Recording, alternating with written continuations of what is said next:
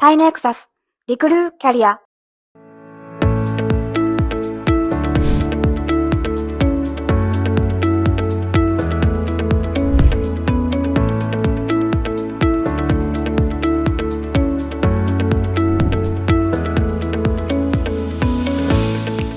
私今2ヶ月です。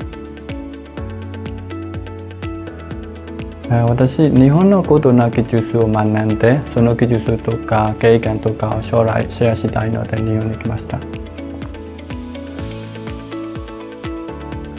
私にとってはどちらもいいと思います。でも私が学ぶことがたくさんある仕事が私にとっていいと思います。まずは仕事の言葉とか、わからないこともあるけど、みんな親切してくれてよかったです。私10年くらい働きたいです。私にとっては驚いたことは天気です。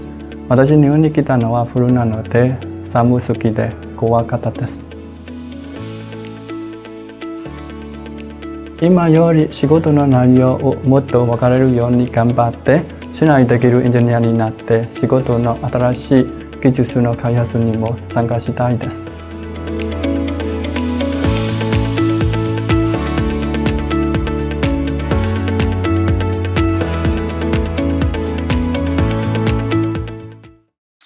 Banshu to the world.